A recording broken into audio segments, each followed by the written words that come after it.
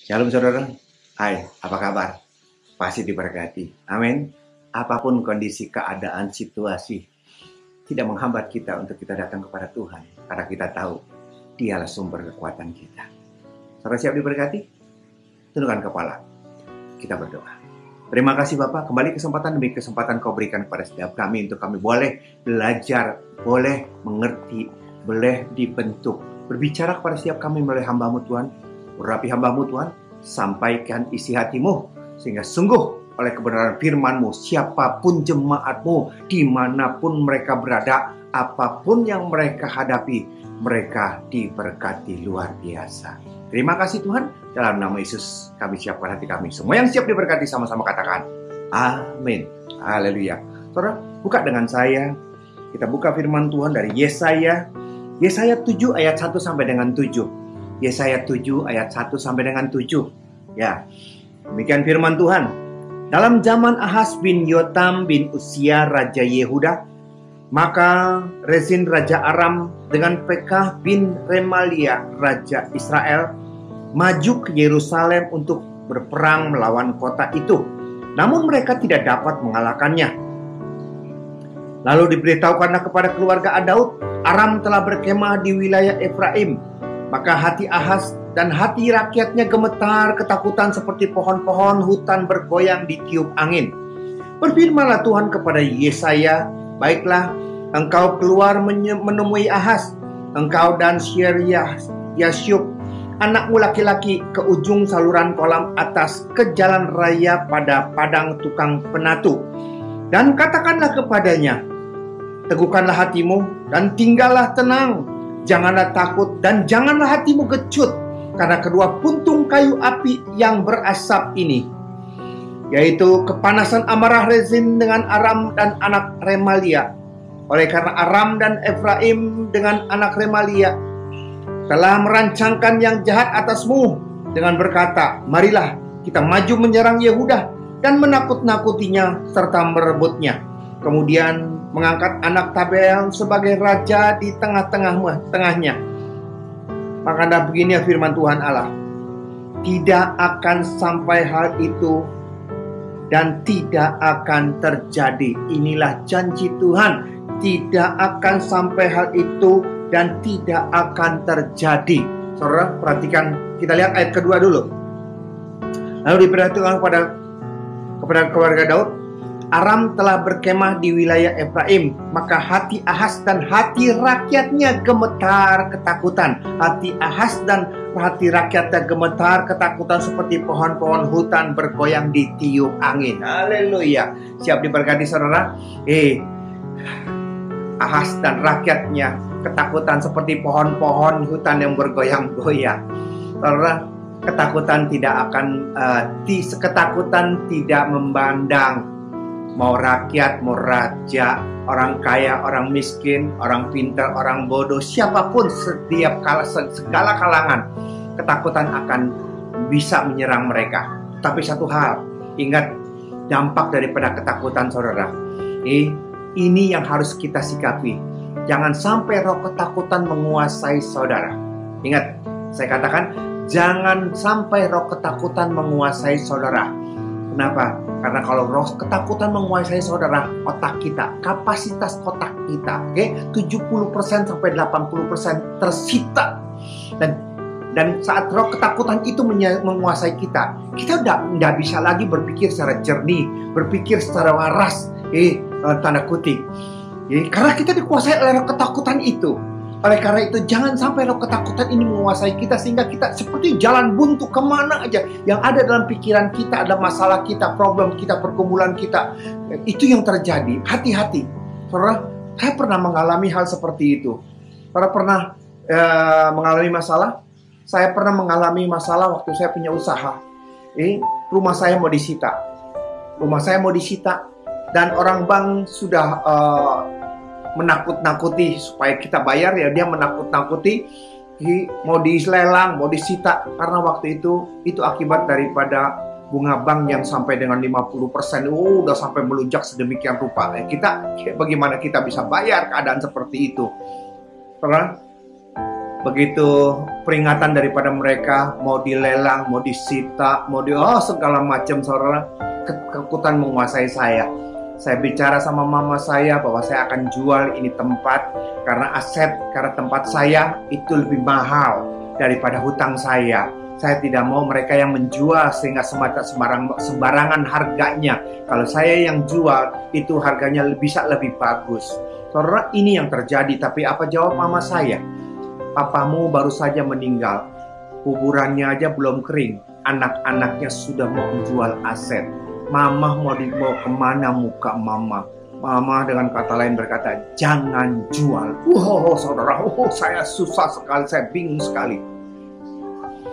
Ketakutan menguasai saudara saya. Apa yang harus saya lakukan? Yang ada dalam pikiran saya, bagaimana caranya supaya saya bisa keluar? Bagaimana caranya supaya saya bisa bebas, bisa lepas? Saya tidak bisa tidak utang lagi. Saya gimana? Saudara, yang terjadi adalah seperti ini, saudara. Saya cari ke bank, pindah bank. Bank tidak bisa menerima lagi. Karena apa? Karena BI checking saya itu udah bukan merah lagi, saudara, hitam. Dari situ akhirnya, saudara, saya ke non-bank. Satu badan yang dimana bisa meminjamkan tanpa dicek, tanpa cek daripada BI. Itu yang terjadi. Saya lakukan itu, saudara. Dasar pikiran saya, ini yang saya katakan, roh ketakutan menguasai saya. Yang ada dalam pikiran saya, bagaimana keluar, bagaimana bisa lepas, bagaimana bisa bebas. Itu yang ada selalu menguasai saudara. Saya tak tahu nggak, saudara, saya tanpa saya sadari, saya masuk bukan lagi ke bank, saya masuk ke bank non-bank, di mana di sana itu udah siap jerat buat menjerat saya. Bunga yang dia kenakan 4% sebulan. Saya merem, saya ambil, pokoknya saya lepas dari sini, saya masukin ke sana. Saudara, ada kelebihan sedikit, saya hidup dari kelebihan. Saya bisa ambil yang sono dengan 4%, saya ambil itu semua. Saya nggak bisa mikir, yang saya pikirkan cuma satu, bebas, lepas daripada lelang. Nanti malu kalau dilelang bagaimana, apa kata orang, apa kata mama, apa kata ini, apa. Itu yang menguasai saya, saudara. Tanpa saya sadari, keluar dari mulut buaya, masuk ke mulut singa. Itu yang lebih menakutkan lagi.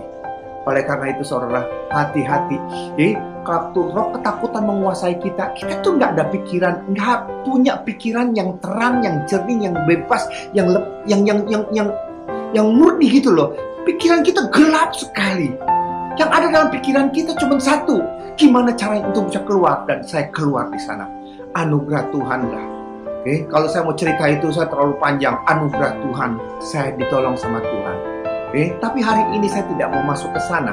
Hari ini saya masuk, saudara. Di dalam ayat keempat, saat Ahas ada punya problem masalah, ayat keempat. Kita lihat di ayat keempat. Dan katakanlah kepadanya, teguhkanlah hatimu dan tinggallah tenang. Jangan takut. Janganlah hatimu kecut karena kedua puntung kayu api yang berasap ini. Saudara, ini yang terjadi. Waktu Ahas dan rakyat semuanya dalam ketakutan. Waktu Ahas dan rakyat semuanya ketakutan, firman Tuhan datang melalui Yesaya. Firman Tuhan berkata, jangan takut. Teguhkan hatimu, jadilah tenang. Saudara, coba kita berpikir sejenak seperti ini. Saudara pernah mengalami masalah? Saya juga pernah mengalami masalah. Waktu kita mengalami masalah, sebenarnya apa yang ada, apa yang ingin kita dengar, apa yang ingin kita harapkan orang lain perbuat buat kita. Kalau kita punya hutang banyak, hampir mau disita, yang kita harapkan adalah ada orang yang meminjamkan uang, ada proyek yang menguntungkan sehingga kita bisa berputar, kita bisa melunasi. Kalau kita sakit, yang kita dengar, yang kita inginkan adalah ada obat yang manjur.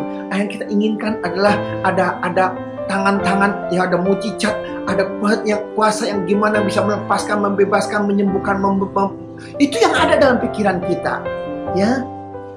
Tapi hari ini Ahas dan rakyat semua ketakutan. Datang firman Tuhan berkata, jangan takut, teguhkan hatimu. Ya, ayat 4. Ayat 4 berkata apa?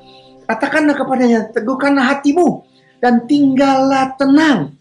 Teguhkanlah hatimu dan tinggallah tenang. Saudara, judul khotbah saya pada saat hari ini adalah Tuhan tidak pernah PHP-in saudara. Apa saudara? Tuhan tidak pernah PHP-in saudara, memberi harapan palsu kepada saudara. Itu judul khotbah kita. Kenapa saya mau berkata seperti itu? Di tengah Ahas ketakutan dan rakyatnya, Tuhan berkata, jangan takut, kuatkan teguhkan hatimu, jadilah tenang. Tadi kan saya berkata, apa yang kita butuhkan sebenarnya waktu kita punya masalah? Contohnya begini saudara, waktu kita lagi lapar, kelaparan menguasai kita nggak punya uang, udah lama, udah berapa hari tidak makan. Tiba-tiba ada orang datang dan berkata, kamu belum makan ya? Oh kasihan kamu harus makan. Kalau kamu tidak makan, daya tahan tubuhmu tuh nggak kuat. Kalau kamu tidak makan, nanti kamu sakit. Kamu harus makan makanan yang bergizi, 4 sehat, 5 sempurna. Itu kata-kata yang luar biasa. Tetapi jujur saudara, apakah itu yang diperlukan oleh orang yang sedang kelaparan? Sama seperti Ahas dan rakyatnya ketakutan. Dan Tuhan berkata, jangan takut, teguhkan hatimu, jadilah tenang. Apakah itu? Jadi dengan kata lain, apakah Tuhan sedang mem-PHP kita, memberikan pengharapan palsu? Cuma memberikan pengharapan palsu saja. Jangan takut, jangan tenang. Padahal buat Ahas, buat rakyat yang mereka perlukan adalah ditolong, diluputkan, dibebaskan. Itu yang mereka harapkan. Bukan sekedar kata-kata indah, kata-kata bijaksana.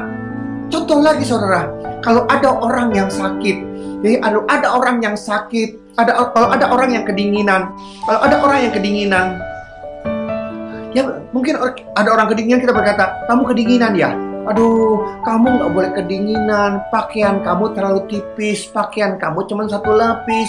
Kamu harus pakai mantel yang berbulu. Kalau perlu mantel 2 lapis supaya anget badan kamu. Karena kalau kamu terus kedinginan seperti ini, kamu bisa mati kedinginan. Tanpa dia memberikan mantelnya, yang dia bisa berikan cuma kata-kata indah, kata-kata nasihat, kebijaksanaan seperti itu. Itu apa penting? Apa manfaatnya buat orang itu? Buat orang yang kelaparan, nasihat-nasihat seperti itu apa manfaatnya? Buat mereka yang paling penting adalah satu, diberikan nasi bungkus, diberikan uang untuk beli nasi.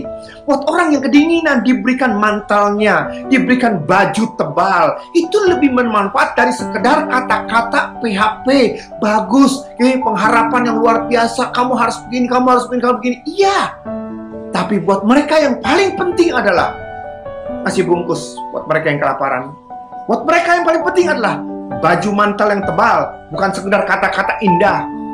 Saudara, inilah kenapa saya mau berkata kepada saudara, Tuhan tidak pernah PHP-in saudara dan saya, amin.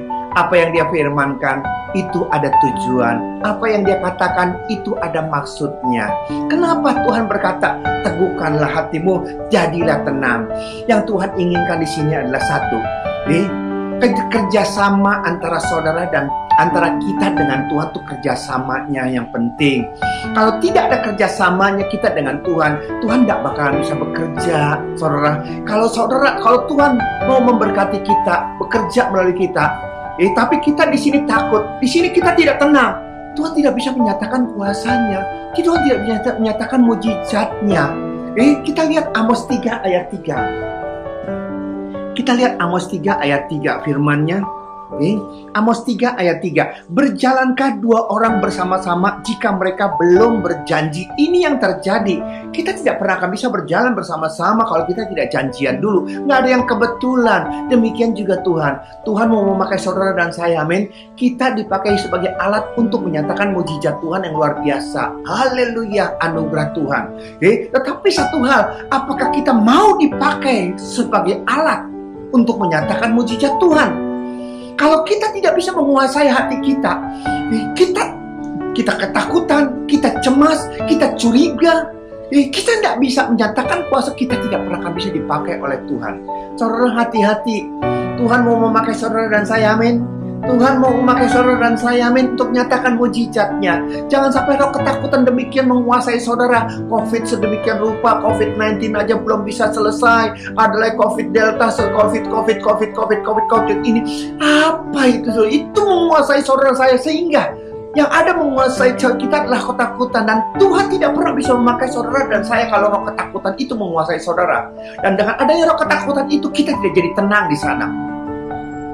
Amsal 4 ayat 23 berkata apa? Jaga hatimu dengan segala kewaspadaan, karena dari sana terpancar kehidupan. Begitu pikiran kita, pikiran negatif, pikiran itu akan menguasai hati setiap kita. Hati kita gelisah, kita tidak akan bisa tenang. Dan kalau kita tidak bisa tenang, kita tidak akan bisa dipakai oleh alat sebagai alat di tangan Tuhan. Oleh karena itu, saudara hati-hati. Kenapa? Tuhan tidak PHP-in saudara dan saya. Apa yang dia firmankan, dia punya maksud dan tujuan. Supaya dengan satu maksudnya adalah satu, kita teguhkan hati kita. Percaya bahwa Tuhan itu luar biasa. Dan percaya bahwa dia itu luar biasa. Dan caranya adalah luar biasa. Kita harus menyesuaikan dengan dengan siapa kita. Kita harus mempercayakan dengan siapa kita percaya.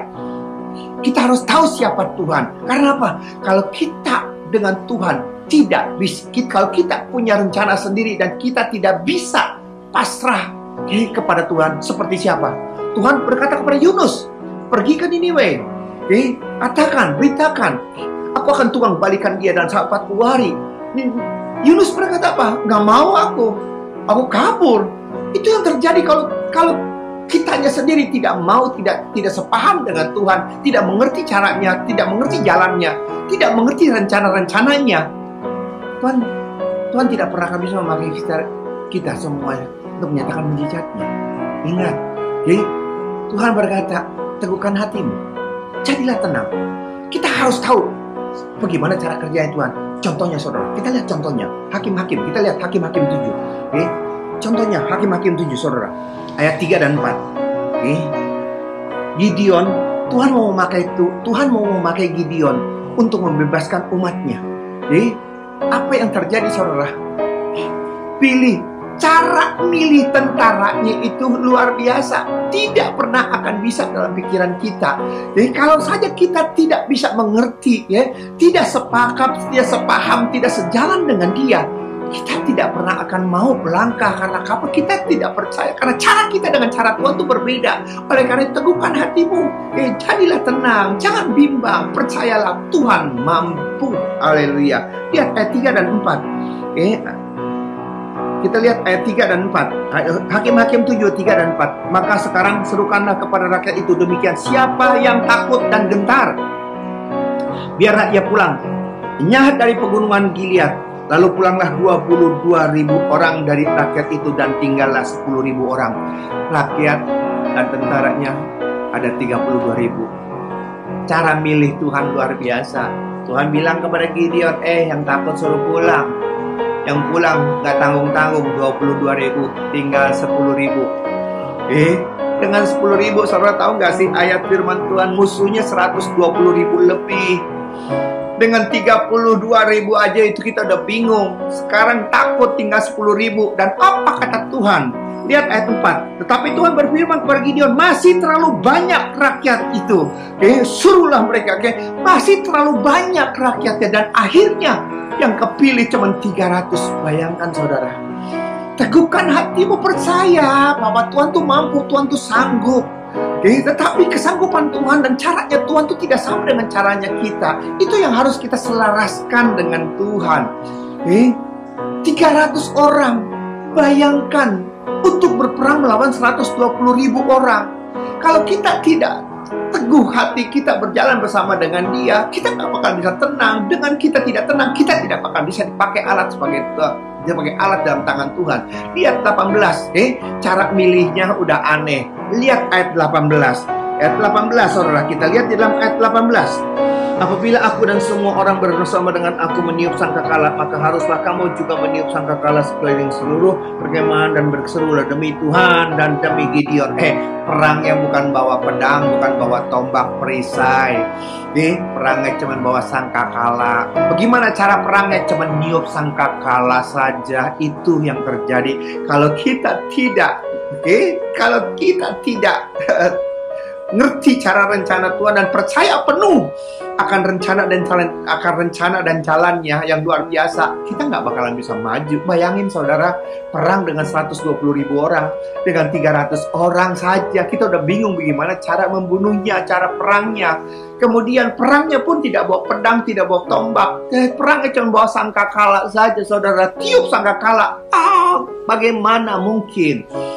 Itulah Tuhan inginkan. Dia tidak mem-PHP kita, tapi intinya apa yang dia katakan itu adalah untuk menyiapkan hati saudara dan saya. Jadi jaga hatimu dengan segala kewaspadaan, karena dari situ terpancar kehidupan. Itu Amsal 4 ayat 23. Yang Tuhan perhatikan bukan perangnya, bukan manusianya, bukan prajuritnya, bukan pedangnya, tapi yang Tuhan siapkan adalah hati saudara dan saya untuk percaya, bahwa Tuhan sanggup, Tuhan mampu. Cara Tuhan tidak pernah bisa kita mengerti, tapi itulah yang Tuhan inginkan.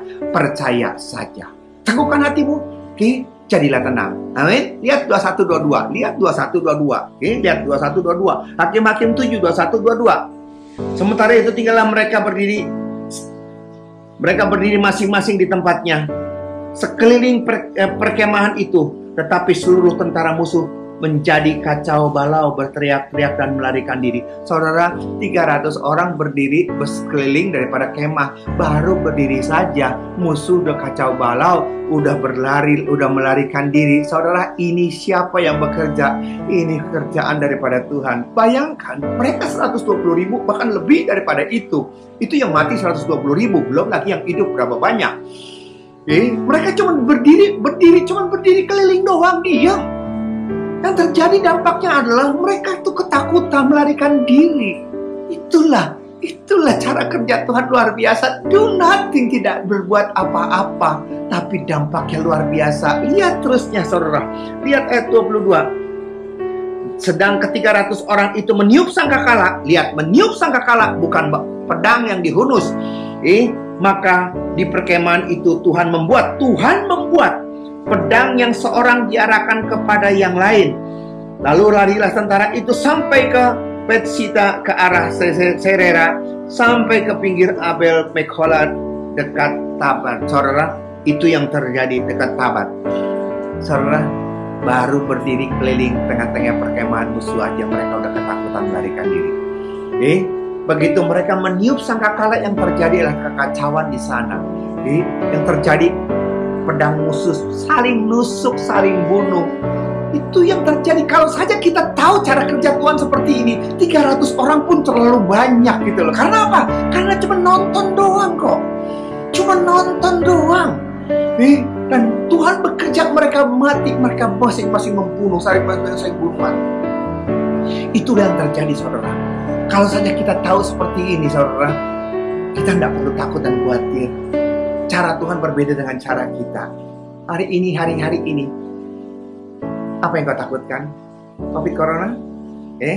COVID-19? Atau Covid yang baru?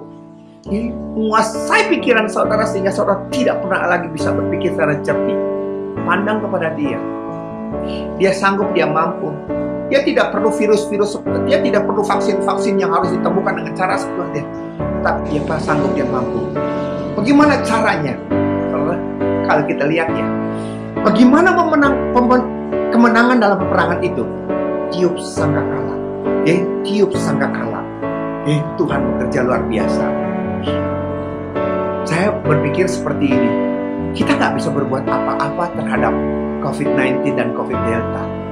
Tapi kita bisa melakukan segala satu hal. Kita bisa memuji, menyembah Dia.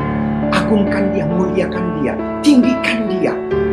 Saat kita terjebak dalam keadaan kondisi yang begitu menekan kita, masalah yang sepertinya tidak bisa kita kuasai lagi, tidak bisa lagi kita menghadapinya, ada satu senjata.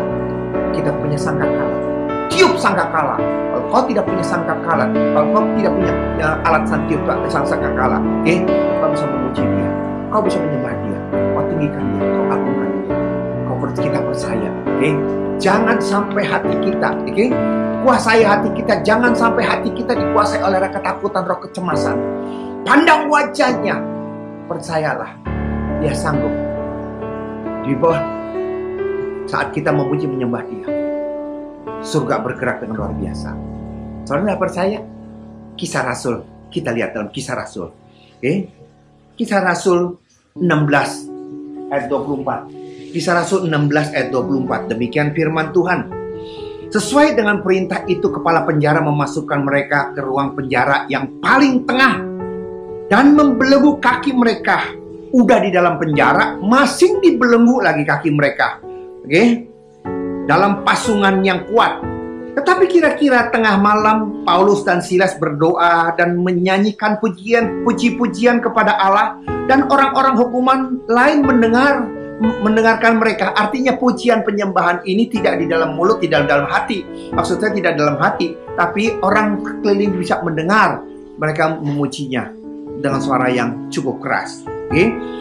Akan tetapi terjadilah saat mereka memuji menyembah Tuhan, gempa bumi yang hebat sehingga sendi-sendi penjara itu goyah, dan seketika itu juga terbukalah semua pintu dan terlepaslah belenggu mereka semua.